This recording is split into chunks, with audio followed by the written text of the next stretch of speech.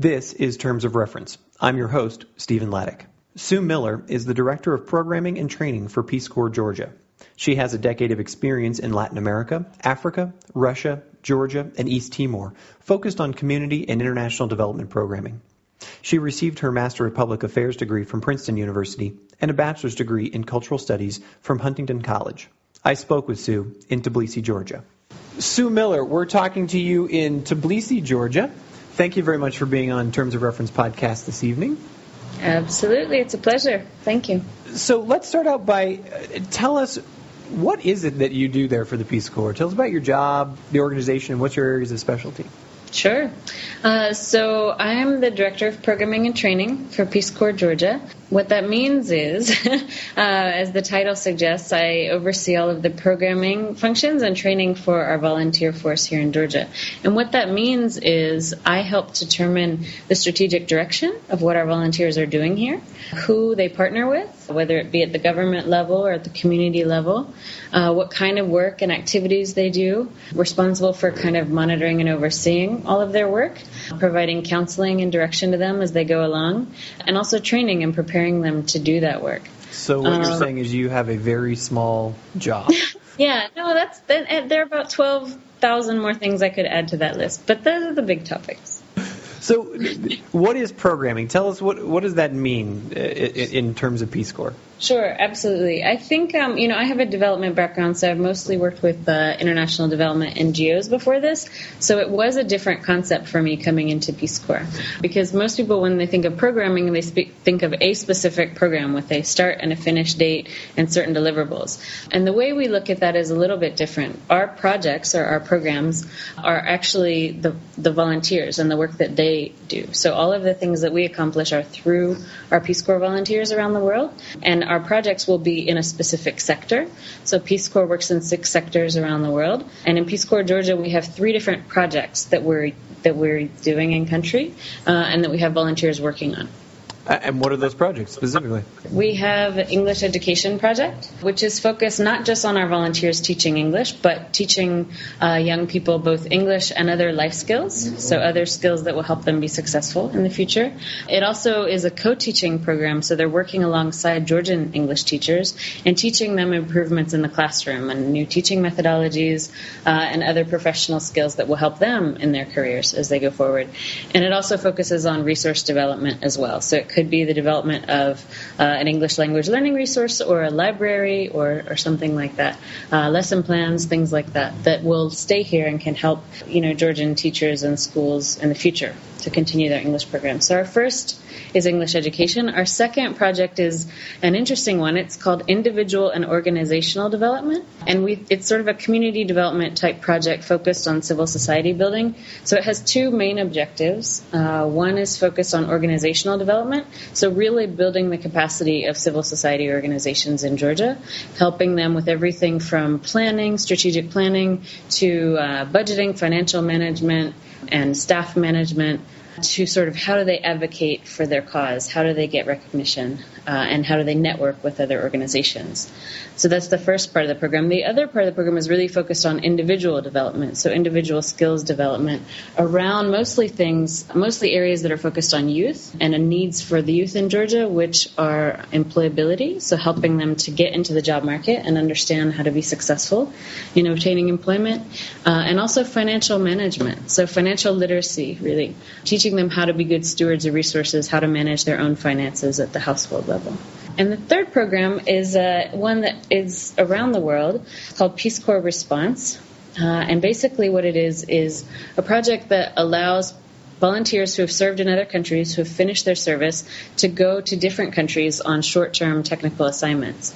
So the way we look at the Peace Corps Response project is we're allowed to bring people in for short, very technical, specialized projects that contribute to either our English education strategy or our individual and organizational development strategy.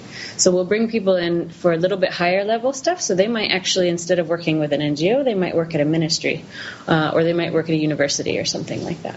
That's fantastic. How does this differ from what Peace Corps Georgia was doing earlier in its life? For instance, when does Peace Corps Georgia start?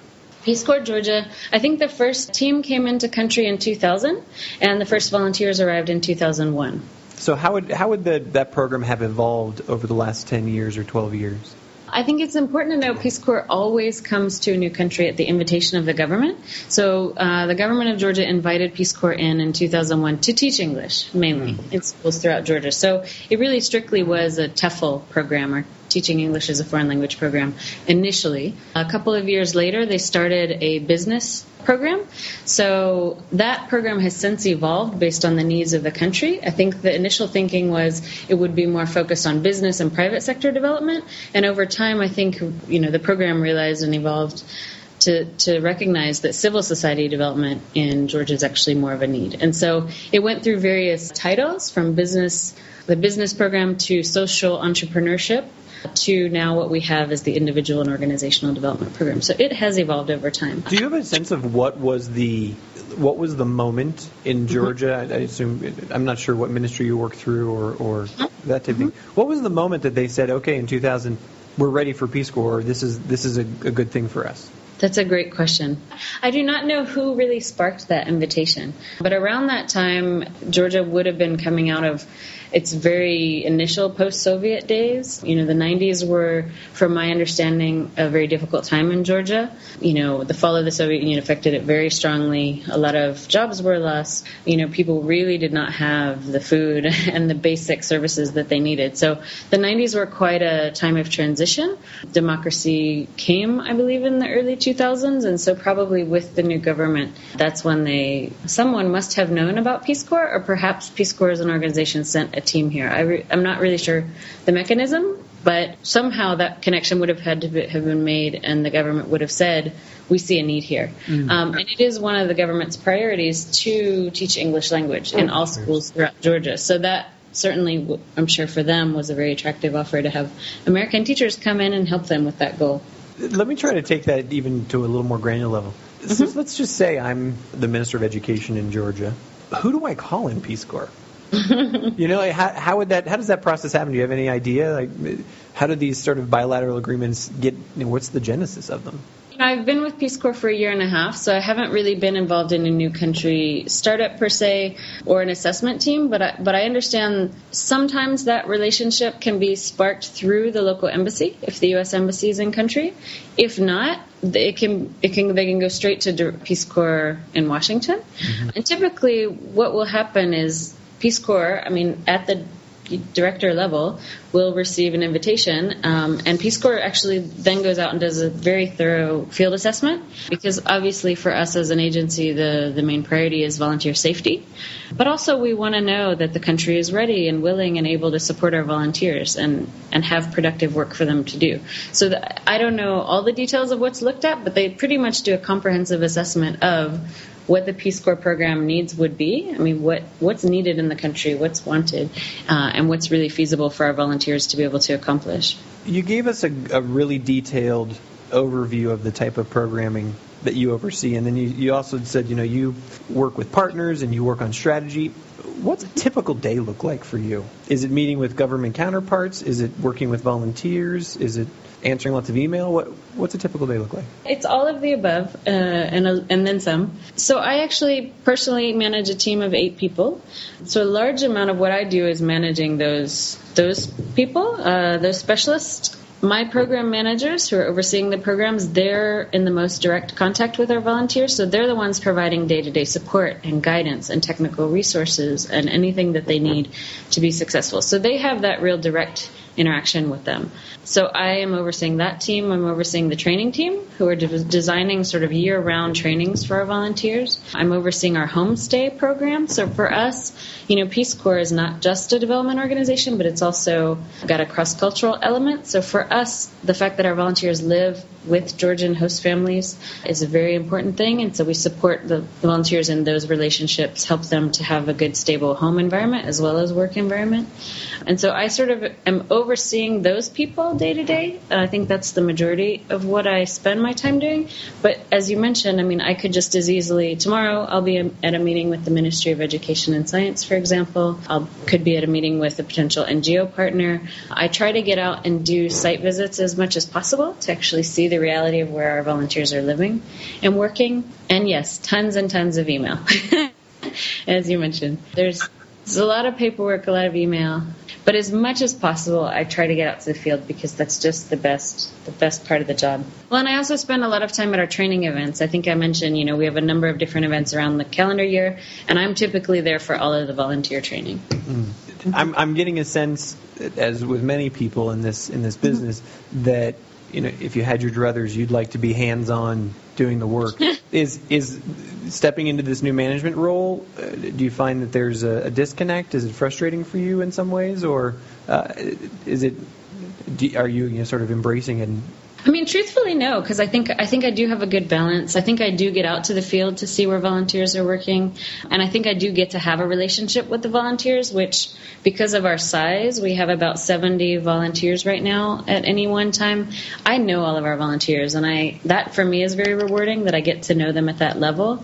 But to be honest, I don't mind that the majority of my time is spent managing people, because the people I'm managing are a very strong, very professional local staff. And I like to think that that's my piece of the sustainability here. I mean, the fact that I get to work with them and they really do take a lead role in a lot of the work, and I'm really supporting them and facilitating them to do that, I really enjoy that part of my job. Does Peace Corps provide you with specific tools or technology or techniques to manage your strategy, to manage your project implementation? Absolutely, yes. The Peace Corps has been going through a large, a large process over the past few years called Focus In, Train Up. And this has been a huge effort around, Peace Corps globally to look at what it is that volunteers are doing worldwide. What they found was that they were working in tons of different types of projects, and that perhaps Peace Corps as an agency wasn't able to really adequately prepare people to do all of those things, that vast range of types of projects. So what they did was they said, okay, we're going to really define what are the 6 core things that Peace Corps volunteers do well and that we can train people adequately to do. So, Peace Corps has really been working hard the last couple of years to develop what it is we do, what it is our volunteers do well, and how do we train them on it. So they've provided, since I got here to Peace Corps Georgia about a year and a half ago, we've gone through that process of looking at our prior projects, redefining what they are, what specific activities our volunteers can be most effective at. And so we now have new 5-year strategies for all of our projects, and we have resources as well to then train on what are the specific skills a volunteer needs to be successful in doing these projects. So we have a lot of resources that come from Peace Corps centrally, but we also have a lot that we develop ourselves here locally that basically provides everything from medical, how do they take care of their health, to safety and security, to make sure they're taken care of in country, to language. Peace Corps is really known for the fact that our volunteers learn the local language and operate in the local language, cross-cultural skills, and other technical skills. So a lot of what we have coming from Peace Corps headquarters is really great, and then we contextualize it here to make it really relevant to the Georgian context. So not just what does it take to be a good English teacher, but what does it take to be a good English teacher in the Georgian education system, which is completely unique. So you've just described what I believe is technical information that comes from Peace Corps headquarters, or is part of the global organization, about how the volunteers and you hopefully can do your job better, or can be specifically trained to fulfill those 6 requirements, right? Mm-hmm. How does that come to you? Is it come to you in is it a 3-ring binder? Is it a PowerPoint? How is that delivered? Largely, the way it's actually delivered is over email. We have a unit at Peace Corps headquarters called OPATS, which is the Office of Programming and Training Support, and they're actually at headquarters developing a lot of this. As well, we have, our regional breakdowns, and so we also have support coming from the region. So a lot of the regular communication, I get a weekly email from my region updating me on things that are happening, what I need to be, looking at and working on, and then OPATS, which is developing a lot of the technical resources, they send out probably monthly email, summary of new resources they've developed, things we should know. And then other initiatives that come out from headquarters are usually in the form of sort of a memo email with sort of information on what's available, how we're expected to roll it out, how we're expected to use it, and things like that. So a good example of this is also that Peace Corps is getting on board with really strengthening our monitoring and evaluation. or as Peace Corps is calling it, actually MRE, so monitoring, reporting, and evaluation. And we've gotten a lot of guidance from our region and from OPETs as to how to really improve the quality of data that we're getting from our volunteers in reporting the work that they do, so we can really analyze how effective we're being, as well as just, do some evaluation to feed back into the program to make sure we're accomplishing what we're trying to accomplish. Tell me about that MRE, and I'm going to only smile on this end of the phone that's also meals ready to eat. Exactly. Yeah, we've heard that from everyone. But so let's just say they're helping to build this capacity, build this muscle for each of the Peace Corps offices. I'm trying to dive down into. You just said, hey, I get an email from my region and from the headquarters about, so that you can stay abreast of what's going on. Is there another system that they give you? Or are you tracking your projects on a spreadsheet? Are you using Word documents? What's the actual tools? And are those tools standardized across Peace Corps, or are you building them for Peace Corps Georgia?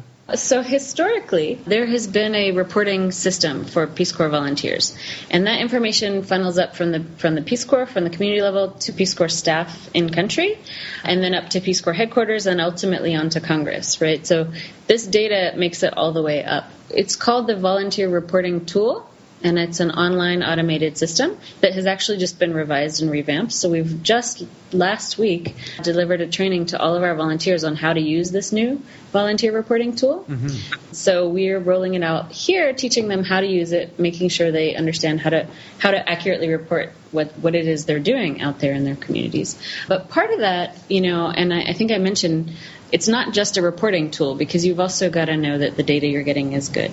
So we've also been spending I went to a regional conference last May on MRE and how we're going to use it from here forward. And since that time, we've really been working as Peace Corps Georgia to develop a very thorough M&E system. So in addition to just the tool that's the mechanism by which volunteers report, we're also working on what are they reporting? So what are the actual indicators? How do we define those? How do volunteers understand them well enough to know that they're reporting accurate data? And then we've also spent the past 3 months developing tools that will help them to gather, track, and monitor all of that data, and then to put it into the volunteer reporting tool. So it's a bit of a complex system, but hopefully is going to lead to really much more accurate information coming up. And is the VRT proprietary to Peace Corps, or is this a standardized U.S. government tool that is used in other agencies? My understanding is it's proprietary to Peace Corps, that it's a software that they've been working on, probably with a contractor of some sort, to develop, and that it's been undergoing a rework for the past 2 years or so. And so it's just been unveiled this December. It's just come out. There was a previous version of it, but it was on a different software platform, I think, that was harder for volunteers to use. And this is sort of the issue is, we have volunteers in remote islands and villages all around the world. So connectivity is always an issue. And so the previous system, I think, was much harder for them to sort of download this document, upload this document, whereas now everything is accessible through the internet for our volunteers around the world. So all they've got to do is get to an internet cafe or get to a library or be able to download this file onto their computer.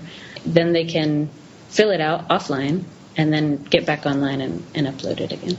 I'd like to sort of move our conversation in a different direction for a little while. You go out, you said you go out to the field, you attend all of the volunteer trainings and, basically we'll call it capacity building for these volunteers. Mm-hmm. What are the techniques that are used, that the Peace Corps is using now to train your volunteers that you've found effective? How are you getting these skill sets to these volunteers in an effective way? I think it's an interesting time to ask this question in Peace Corps, because we're in a sort of, as I mentioned, this rolling out of this focus and train up process where we know what it is we want our volunteers to be doing. We've revised our projects and the skills and the activities that we want them to have, and now we're designing the training to meet those needs. One process that we go through is called a training, design, and evaluation process, where we really break down what are the actual, not just the goals and objectives that we want volunteers to achieve, but the actual tasks on a day-to-day level that they'll be needing to accomplish.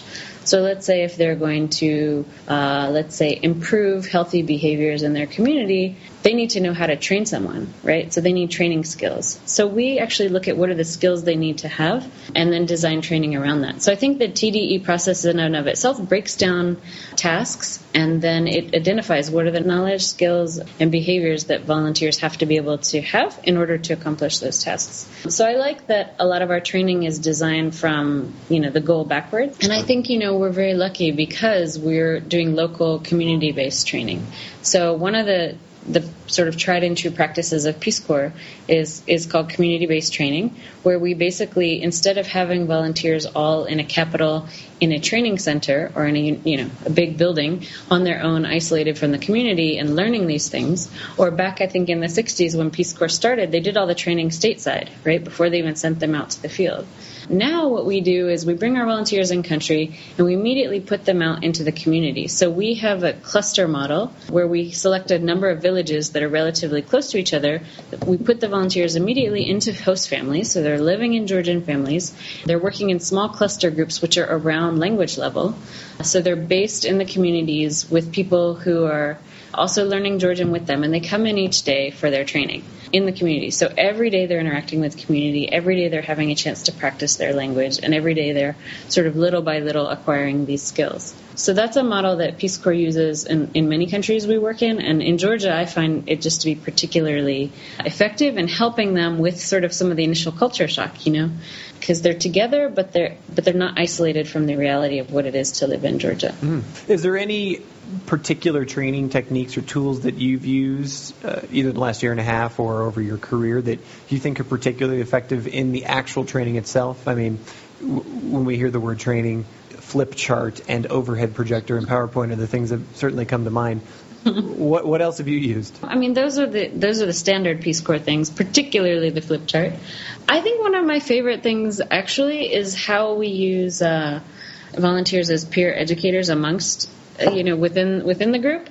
So we have the brand newbies coming in, for example, and we'll take the group from the year before and the year before that who have actually been in their shoes, who have gone through what they're going through, and have them either serve on a panel or help co-facilitate a session or just be there. We have a program called Megobari, which actually means friend in Georgian, which is sort of a mentorship program where we link older volunteers to younger. So I really think that using peers to help train each other has been really effective, and we get a lot of positive feedback on that from our volunteers. Talk to me about positive feedback. How is the Peace Corps Georgia programming or implementation or even care and feeding of its volunteers influenced by the feedback loop that you have? I think Peace Corps Georgia does a particularly good job of this, to be honest. We have a number of mechanisms to get feedback from volunteers, some more formalized and some much less formalized. We have what's called a volunteer advisory council or committee that's chaired by the country director. So every quarter she has a meeting with a group of volunteers who have been elected by their peers to represent the volunteer community, and they come together and discuss various issues of concern to volunteers. So it may be that volunteers have a concern over, who knows what issue it might be. Let's say host family. So a lot of volunteers might be struggling with issues in the host family. So they can bring an issue in and discuss it directly with staff, and we take feedback from them very seriously, and we set sort of action plans for how we're going to respond to it. Or in some cases, they may be bringing an issue to staff that actually, if they had more information or if they knew why a certain policy existed or why Peace Corps had to do things one way, then they might have more perspective. So it's also a way for us to educate them on how and why Peace Corps Georgia does things a certain way. So VAC is probably the more formalized mechanism that we have for getting feedback from volunteers, but it's much more on issues of concern. Other than that, we have a number of different sort of mechanisms we use, let's say around training. So every year we have our large training for our incoming group, and we involve the group from the year before in sort of giving us feedback, analyzing the feedback that previous groups have given us. Let's say this session particularly wasn't effective, or this resource needs to be expanded or broadened, or you need to bring a Georgian perspective into it. So we take their feedback in a number of ways, and we build that back into what we're doing. The same thing with the projects. So we have project advisory councils, and this one is actually more extensive because it doesn't just involve getting volunteer feedback, but it's also from our stakeholders and partners in country. So every year we have a 1-day or 2-day project advisory committee meeting, and that will maybe have representatives from the ministry, from USAID, from State Department, from other NGO partners, from the actual counterparts that volunteers are working with in their communities, the organizations they're working with or the teachers they're working with, and then volunteers as well. And what we do is we look at the project, right? So let's say, for example, the English Education Project. We'll look at what are the goals and objectives, what are our results from the previous year, and are we accomplishing them? And if so, why or why not? And we've used this body very effectively the last couple of years, as I mentioned, to redesign the projects. So we actually got from them, what do you think volunteers could do well? What do you think they should be doing? What shouldn't they be doing? To really inform our strategy. So we have a lot of mechanisms to get input. How has that changed, or how is that different from when you were a Peace Corps volunteer? Oh gosh, way back when? I was going to say, it was so long ago, I don't know if I remember.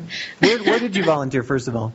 So I was a Peace Corps volunteer twice, actually. I served for 2 years, from 2000 to 2002, in the Russian Far East. And I was a TEFL volunteer. I actually taught English and Spanish at a university in Russia. And then I extended for a 3rd year and helped go start up the Peace Corps program in East Timor for a year. Wow. Yeah. And there I was doing a combination of local governance promotion and community development. But we were also, as the first group there, we were sort of advising and helping Peace Corps actually set up the program and sort of determine the direction of the program. So it was a really great experience. And honestly, in East Timor, I don't remember us having a volunteer advisory council, but I do in Russia. And I know that body has been around for a long time, and it's sort of a best practice that there should be a mechanism to seek input from volunteers and to help have that dialogue between volunteers and staff. But other than that, I really do think Peace Corps has come a long way in terms of seeking input from volunteers in a way that I don't think we did when I was a volunteer. There's another tool that Peace Corps uses called the Annual Volunteer Survey. And this is a global survey for volunteers around the world to give input on a number of things. And it's a survey of volunteer satisfaction with different parts of their Peace Corps experience. And we get that data once a year, and we really do use it to look at what could we do better, what could we strengthen, how can we better support them, all of those things. And I don't remember that when I was a volunteer. Is there any other particular piece that, when you sort of came to Peace Corps Georgia, here 10 years later, essentially, from your volunteer service, you were like, wow, we didn't have that? I mean, is it as simple as iPads, or is it something different than that? It is so much. I mean, I think just the world of Peace Corps has changed so much, both just the volunteer experience. I mean, I was so much more isolated. We didn't rely on email. We didn't have the internet, really, or access to it. We didn't have Skype. We didn't have cell phones. I mean, none of that. So it really was just a different experience in terms of how connected our volunteers are now versus how we were back then. But then in terms of just how Peace Corps functions, yeah, we've got all of these great sort of tools and best practices and learning that has happened. I mean, I definitely would say as a volunteer, a lot of that might have been in place and I wasn't aware of it at the time, not having the sort of behind-the-scenes view. But for certain, I served during 9/11, and a lot of what came out of 9/11 and other things is really the agency's emphasis on security for volunteers. I mean, for us, it's very important to know that our volunteers are protected and safe. And so we have very different sort of requirements to know that we know where our volunteers are. We know that they're safe and that we can get access to them or evacuate them if need be, for example. And that it wasn't the case when I served. That's interesting. Why did you feel insecure when you were serving? No, I wouldn't say it's that. But what I think is, at that time, Peace Corps was able to place volunteers in so much more remote areas, isolated areas, without communication for long periods of time. Whereas now, Peace Corps really needs to know that within, let's say, a certain period of time, we could get in touch with a volunteer if we needed to. And just before, I think there was sort of there was less of that feeling that we I don't think I felt insecure in any way, but I also felt like I was sort of out there on my own, and nobody was necessarily aware of what I was doing sometimes. Probably a good thing in some cases. Ultimately, you work for a U.S. government organization. You have a direct link to the embassy or, an office in the embassy. How much does that affect your work being a line item in the U.S. government budget? Do you feel like there is influence on strategy and direction, or do you feel like your Peace Corps is able to operate fairly independently? Peace Corps does operate independently. I should say I don't have an office in the embassy, and Peace Corps is not located within the embassy compound here in Georgia, or I don't think actually anywhere, as far as I know, around the world. But there is traditionally a separation. Peace Corps is an independent agency. Certainly we are part of the U.S. government and will always be seen in that way. But I think there is some independence, which allows us to be very strategy-focused.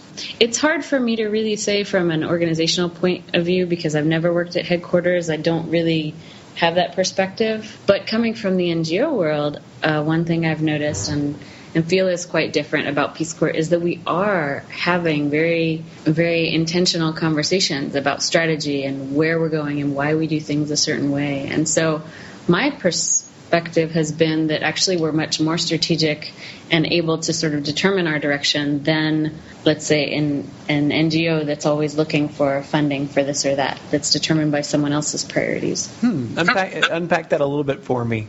I think that's really interesting. So you were going down that path right there. You think the larger NGOs that you've worked for, or the smaller NGOs, I guess, not to qualify that, they were less strategic simply because they were funding dependent? And I wouldn't say it's a question of the specific organizations I worked for. I would say the international NGO sector generally has become more and more dependent on donor funding. And in the last few years, donor funding has been less reliable, we'll put it that way. So they've had to be, my perspective has been that they've been less strategic about their mission and being more mission-driven versus, what funding is out there for us to go after, so that, they were much more reliant on what was available in the funding market than having decisions strictly driven by what they wanted to do as an organization. Were you ever in a situation where that you found that to be frustrating as either a on the ground worker or as a manager in an NGO, where you're like, no, we should be doing this over here, but you're asking me to do this? I mean, I think not as much frustrated by what I didn't think we should be doing, because it was all good work. I think everything that the organizations I have been working for were doing was good work, and it was needed and it was necessary, and important work. But it wasn't a decision that we want to go in X direction and in 5 years we'll get there in this way. It felt, a little more adrift. How did you get into this work? So after college, I studied, intercultural relations. And after college, I knew I wanted to join the Peace Corps. Less because I think I knew anything about the development or humanitarian world. I didn't even know this field existed, when I was in college. I went to a pretty small undergrad college. But I knew I wanted to travel the world. I knew I wanted to experience a different culture, and I knew I wanted to do something to give back. But I did not think this was a step in a career path. I just thought it was more of an adventure, I think, at the time. And so right after college, I ended up teaching for a year in the States, then went abroad to Russia with Peace Corps, where I taught at a university, and I still really didn't feel or think that I was doing development work. I don't think I knew what that term necessarily meant. But then when I extended and went to East Timor, I got there at a really interesting time. When I got on the ground in East Timor as a Peace Corps volunteer, they had only been an independent country for 6 weeks. So it was a brand new country, the poorest country in Asia, and just an immense amount of need on the ground. And the UN was there, UN peacekeepers were there, there were a ton of international NGOs and World Bank, and everyone was on the ground doing different kinds of work. And this was just completely my first exposure to any of that. And it was just inspiring. I sort of thought, wow, okay, I've known that poverty exists, but I didn't know there were all these people out there working to try to do something about it. And it just seemed like a natural fit. It was like, all of these interests that I've had my whole life in terms of travel and learning languages and helping people and they all sort of came together at that time. It's been a fairly stable career path for you? You've been able to, quote-unquote, work your way up the ladder, so to speak? Or has it been sort of, this looks interesting, I'll go do that for a while, and this looks interesting, I'll do that for a while? I think I've been pretty lucky to work myself up. To sort of progressively take on new levels of responsibility as I moved up, and also to be learning the whole time, which is one great thing about this field. I think, though, most of my decisions in terms of career have been in order to try something different or in order to try something new. So, I started out sort of on the program management side, then I went to the program development and design side, then I went back to graduate school, and then I sort of came back out and was again doing management. And now what I do is a combination of all of that. There's a project management component, there's a monitoring component, there's a design component, and then there's training. And it's just got so many different elements that I think all those little steps that I took along the way have all sort of built up perfectly to fit into this position. Do you have a sense that the volunteers you work with in Georgia, I guess you've probably gone through a couple of different classes at this stage, even in a year and a half, how many of those people will be interested in development work after they finish their time? I do have a pretty good sense, and it surprises me because, like I said, when I was a volunteer, particularly in Russia, I don't think a lot of us ever thought or knew about this path from that experience, because we were all there teaching English and have gone on to so many other things, from education to business to whatever. But it didn't really lead to that path of development. So I think it was surprising and enlightening to me last year when I had my first group of volunteers here in Georgia, close of service is what we call it. So they finished their 2 years, and I had a lot of them come to me and say, "Oh my goodness, what you've done is so interesting. I want to learn more about that, and that's the direction I want to take." So, I think if not in international development or international humanitarian work, most of them want to have a role in the nonprofit world. So even in domestic work back in the United States or something. So I'd say the majority of the volunteers that I talk to on a regular basis are wanting to learn more about it or wanting to go in that direction. And actually right now I'm planning, in about a month and a half, we're going to do what we call a close of service conference. It's the final training to any volunteer's career, and it's just a 2-day training, but it's meant to help them prepare for what's next and introducing to them to different strategies and ideas for whether it be if they want to go to grad school, if they want to go into this field or any other field, or if they want to sort of pursue other opportunities or whatever that is. It helps them sort of bring closure to their 2 years, but also to help go down that path. So, even interviewing skills and preparing your CV and all of those things. So I'm looking forward to doing all that with them. That's a really fun conference that we do. Neat. How important was it to your current position that you had served in Peace Corps before? That's a question I've asked before, and I'm not really sure the answer. Definitely not everyone that works for Peace Corps served in the Peace Corps, particularly at headquarters when there are, certain special roles specializations, I guess, or special roles that you wouldn't have had to be in the field to be a volunteer. But I know also out in the field, we typically have a couple of American positions out in the field. A country director, obviously my position, director of programming and training, and then the director of management and operations, which is much more on the finance and admin management side of things. And I think with any of those positions, I think it's always beneficial to have been a volunteer, to have been in their shoes, but it's definitely not necessary. I know a lot of competent, really strong field staff who never actually served, but who, believe in the mission just as much as everyone else and have the skills to really add to the team. Last question then. You're about to do this end of service training. You are connected with a large network of people, and I'm sure that you're a resource for others as well.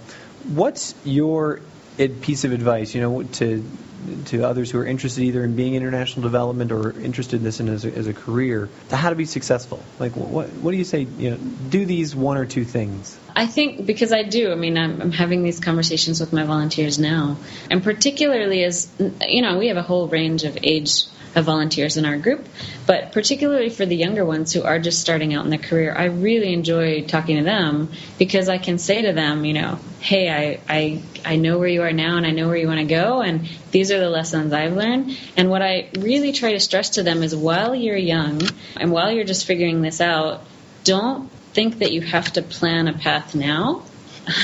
because in this field, no one's in a position for more than a few years, right? It's very project focused, and there's a lot of hopping around, and there's a lot of movement and an opportunity for growth. So don't think that if you choose something now, you're stuck on one path. And as much as possible, try to do different things to see what really suits you. So make a deliberate choice to do something here for 2 years and then go there for 2 years and build a really broad range of experience. Because, I think I mentioned before, I really think what makes me effective in my role is the fact that I have been in many different roles within the development world and done a lot of different things, which, ultimately when you get to more senior management positions, you need to be competent in a range of areas. You need to be able to manage your budget and your staff and your people as much as you need to understand the technical parts of your program. So, my big piece of advice is just try to build a range of skills and get as much varied experience as you can. And language. I think in this field, you just you've got to focus on having language skills. Any particular language Well, it depends where you want to go and what you want to be doing. I think, the more the better, obviously. In Georgia, for example, Georgian language is quite difficult to learn, and I haven't found that I need it, but that's because I came in with Russian. And I think it is one of the reasons that I got this job, someone with a regional language. But it's also just made my day-to-day interactions here a lot easier. I have Spanish, so I feel like that gives me an advantage if I ever want to work in Latin America. Sure. So obviously the common ones, Spanish, French, Russian, Arabic, are pretty marketable, because if you're competing with other people who have language skills and you don't, naturally I think people, having been a hiring manager on a number of proposals in the past, we always prefer people who have the local language. So it's just something to work on. Sue, thanks so much for your time this evening. Absolutely, Stephen. Thank you for the call. You've been listening to Terms of Reference, a weekly podcast from aidpreneur.com. Find us on iTunes or at www.aidpreneur.com. Thanks for listening, and we'll catch you next time.